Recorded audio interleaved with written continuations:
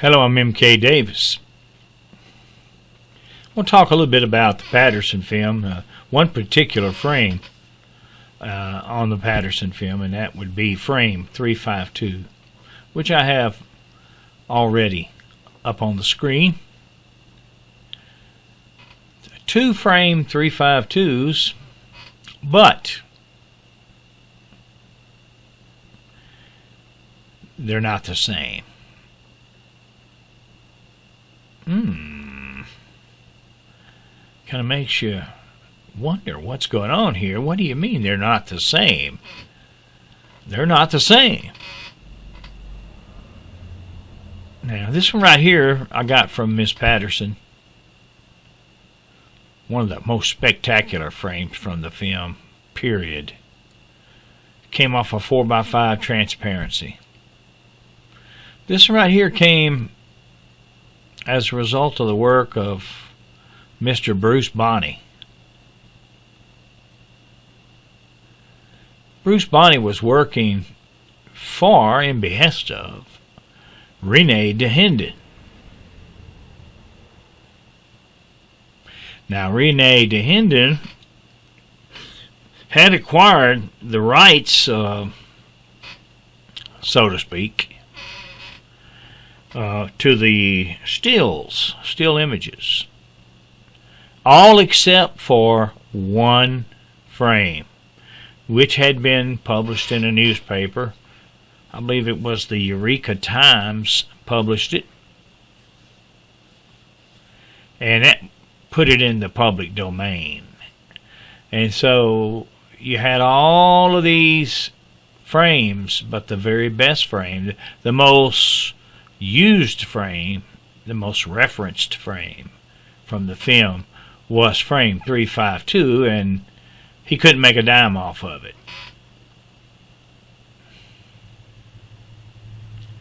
So that leads us into what I'm going to be talking about. This is Mr. Bonney's, and so Rene decided that he would change what's on that frame enough to where he could have it copyrighted, his new version, and then use it in all reference materials and stuff. So that I'll show you the differences. Let's see here.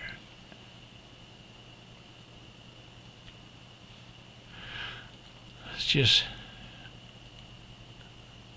blow this one up.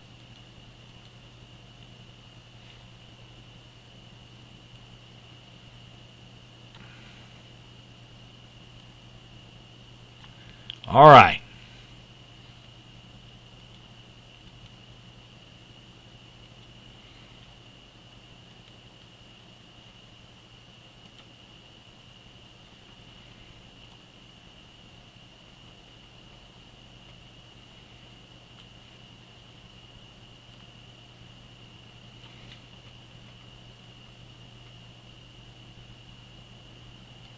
If you look right here, you'll see that the hand is closed in a fist. You look right here, the hand is open. So Mr. DeHinden was able to get Mr. Bonney to alter the frame enough to have this copyrighted. This one is copyrighted, this one is not. Essentially, this one is like a fake, but this one is not. And it's not all fake. I mean, he just did it enough. You can see, matter of fact, right here, the fingernails. If you were to have your hand closed like this. But it seems like a minor thing, so he could get some money, but it's fraudulent, especially when you're examining the film forensically. Let me see if I can just boost the contrast on this one.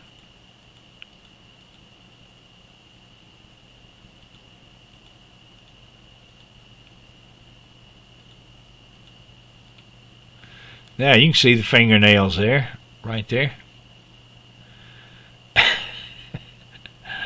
Oh, I tell you now, it's been a long, hard row to hoe dealing with this film. That's why it's so important if you take a film to keep the chain of custody very clear, because people aren't on the up and up, and they're not who they say they are. Why did he open this? So he could get it copyrighted, but that's not the only thing he did to this frame.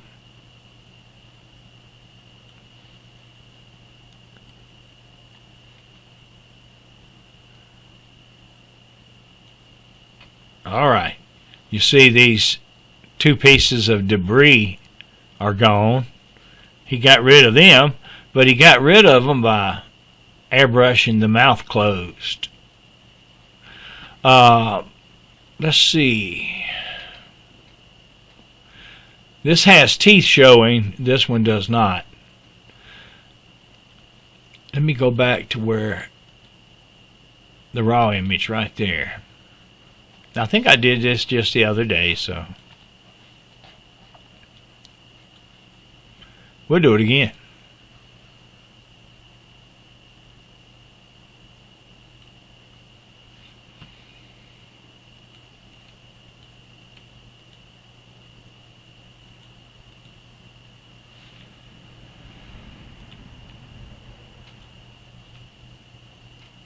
Takes a few minutes, but it's worth it to get a little knowledge.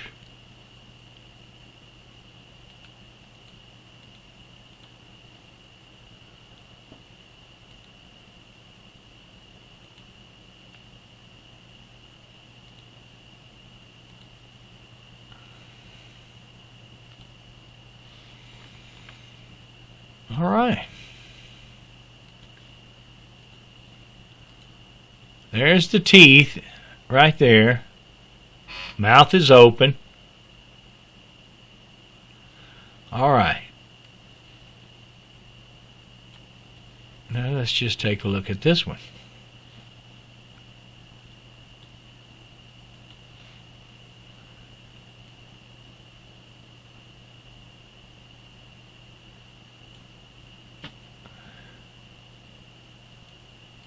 Uh-oh.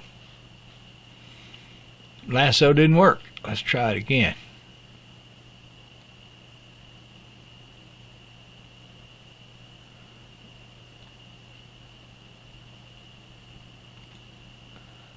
All right, lasso won't work on it. I don't know why. I'll just do this. You notice that this one is all blue. That was on purpose as well. That's an alteration. But it was done to make the entire thing look one color, one homogeneous, like perhaps a gorilla, you know, with a good coat of hair, when the actual subject did not have that. Let's just take a look at this.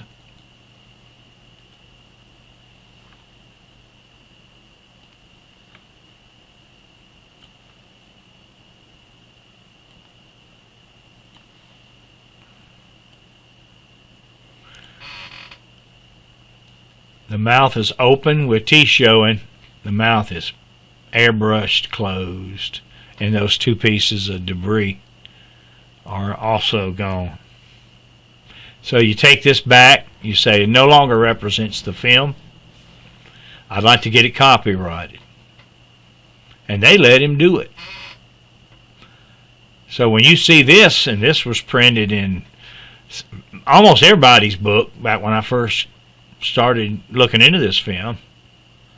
Now they're kind of moving over to this one. They should, because this one's not real. And there's other stuff too. We're gonna get to them all. Let's see. See the teeth there? Look at that.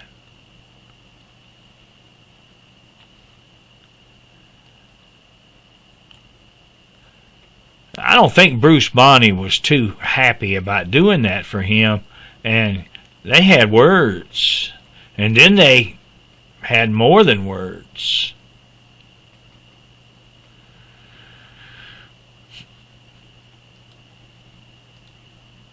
Now let's go back over to here, to that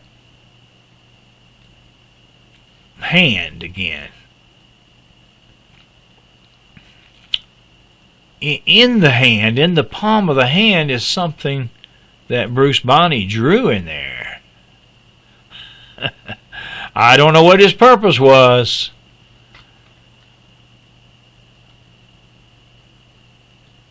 But let's just take a look at it.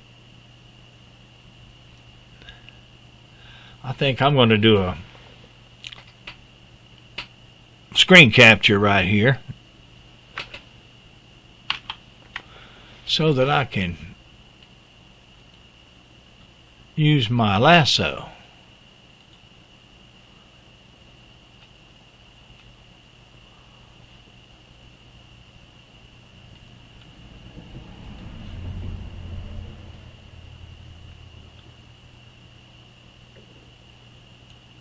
There we go.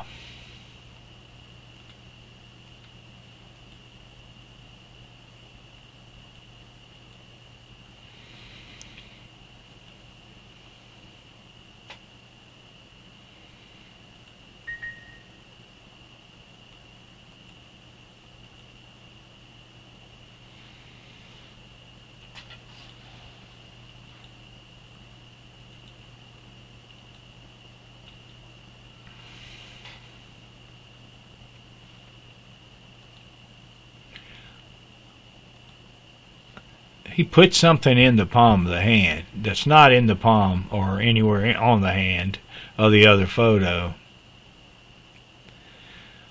Why he did this, I don't know. Unless it was a part of that copyright thing.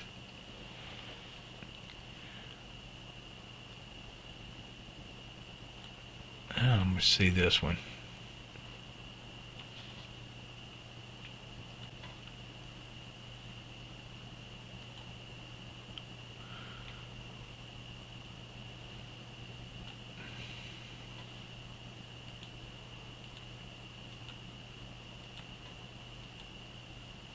Start to see it a little better right there with filtering.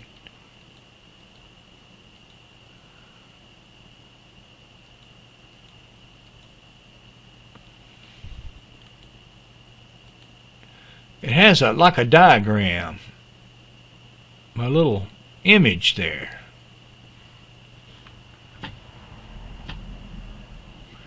And I'll just mark it off here.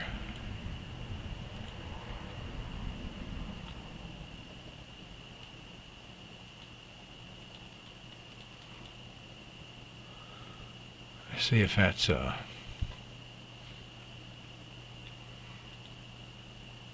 okay. I have to go with black on this one.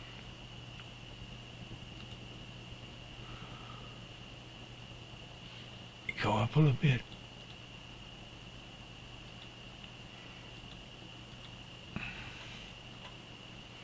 I'm just going to outline it as I see it.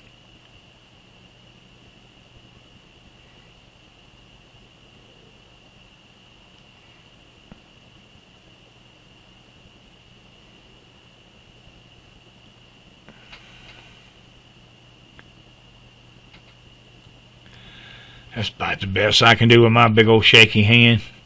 But it's like a star. And they may have been fighting over that. Dehinda might have seen it. I don't know why he put it in there. But you have to do something to put that in there. It didn't just show up by itself.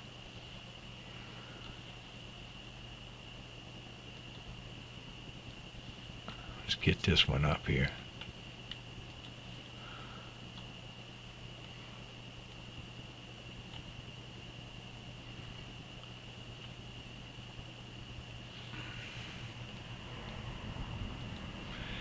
Let's just see if we can get this one to show that same thing.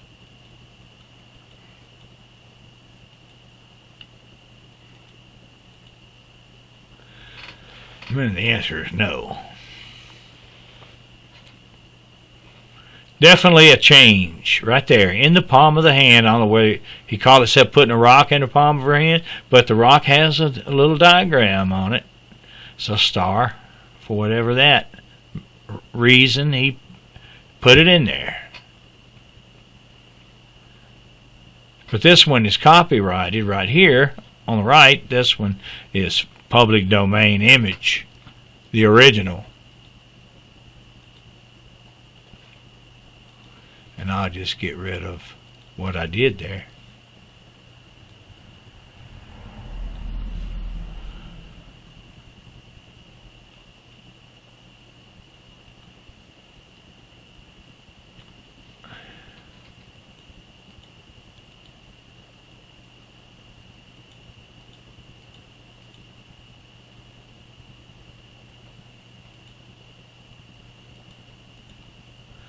I've done this once before. If I remember where I saved it to, I wouldn't bother with all this.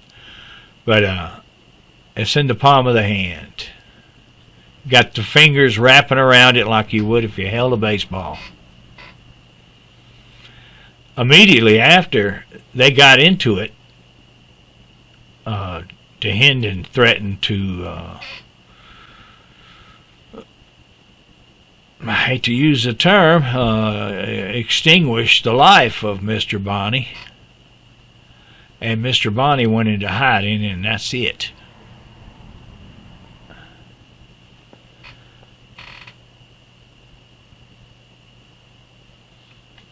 Let's go back to a smaller one. There, you can see it a little better small. That's what happens when you lose the chain of custody. Don't lose the chain of custody. People would do things like this. Yeah, it's copyrighted. I don't know what they got it under, but that ain't a Sasquatch hand there. It ain't the Sasquatch hand.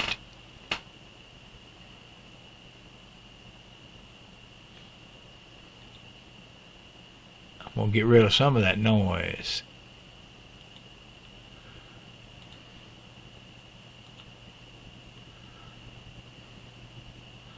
Not quite enough.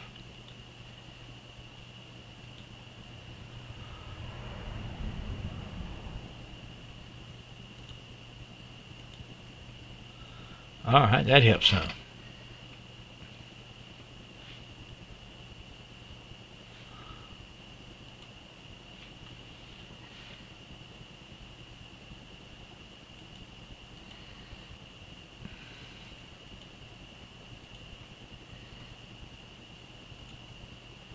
Is this a Star of David that Mr. Bonney put on there? I don't know.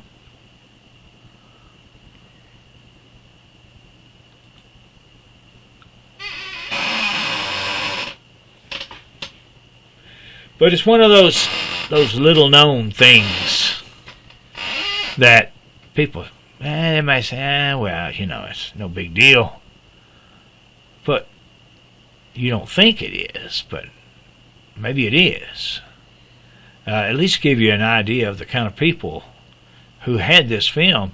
This particular one, this blue one, this altered version, was published in books as a frame from the film. And Mr. Rene de Hendon was paid for publishing what should have been in public domain.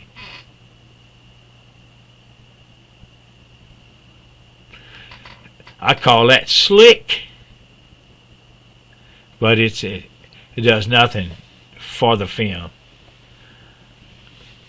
You got to be sweat the details when you're examining this film. You have to. You get to where you know the people and you know their tendencies. So, Blue Patty here, Blue Patty is fake. All this right here, he may not have touched any of that. But he added this and he added that. Put that little thing in his hand and drew a star on it. If you look carefully, once you know it's there, you can see the star without anything. No help. It's simply not there here. It's not the same fist.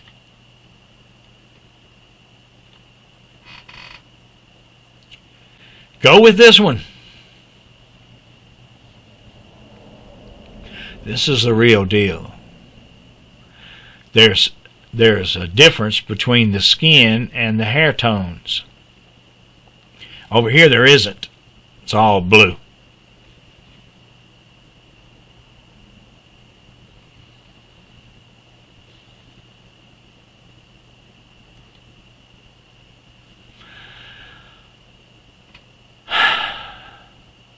And I thank you for your time.